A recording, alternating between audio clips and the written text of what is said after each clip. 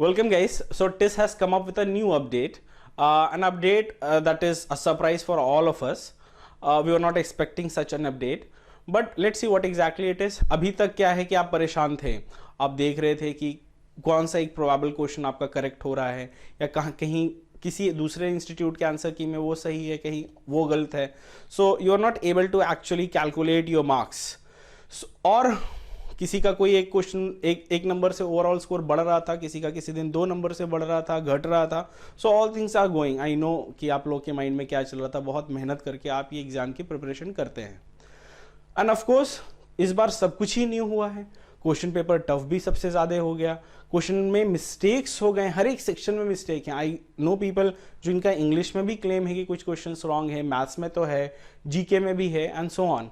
And you people have bombarded tests with good number of emails. I know my aspirants who are enrolled with us, वो उन्होंने काफ़ी mail लिखा है.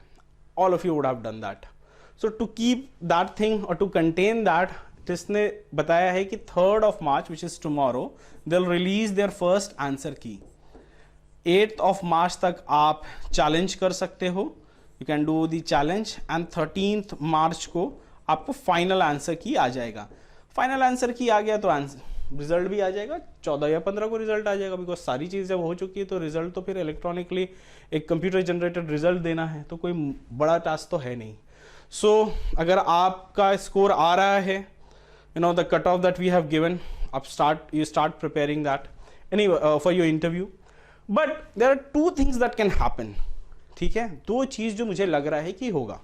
First thing is that कि वो सारे question जो आप लोगों ने मेल किया है जो कि गलत हैं, टिस ने उसे एक्सेप्ट किया हो और जो फर्स्ट आंसर की दे रहे हों उसमें सबको इक्वल नंबर्स अलॉट किया होगा. This is what they should have done ideally.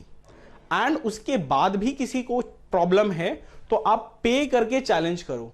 Free में अगर चैलेंज करने के लिए कोई इंस्टीट्यूट के लिए दे दिया गया, बहुत ज़्यादा एडमिनिस्ट्रेटिव हेडेक है वो. It's not an easy job to do. And I have not seen anywhere जहाँ फ्री में आंसर चैलेंज होता है. फ्री में तो होगा ही नहीं. तो this is the most probable thing that they would do. Another thing that they could do and which would be very unethical, कि वो अपने हिसाब से कोई आंसर की दे दे, अपने हिसाब से वो आंसर की दे दे और वो सारे क्वेश्चन जिसमें आपके इश्यूज थे उसको रिजॉल्व नहीं किया गया हो. In that case, what will happen कि बहुत सारे students will have to pay and challenge their question.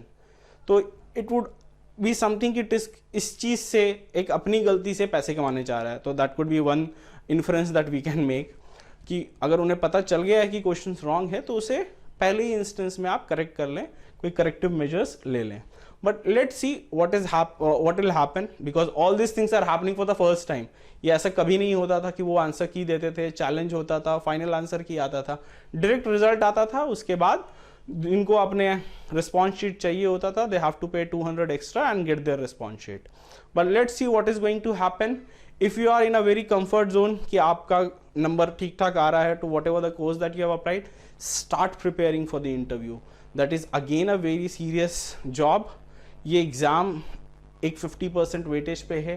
The other 50% of the selection process is still remaining.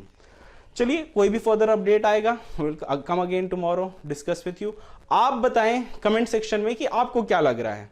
क्या टेस्ट वो सारे क्वेश्चंस को रिजॉल्व करेगा या फिर कुछ ना कुछ आंसर दे देंगे and then they will ask you to pay and challenge the questions.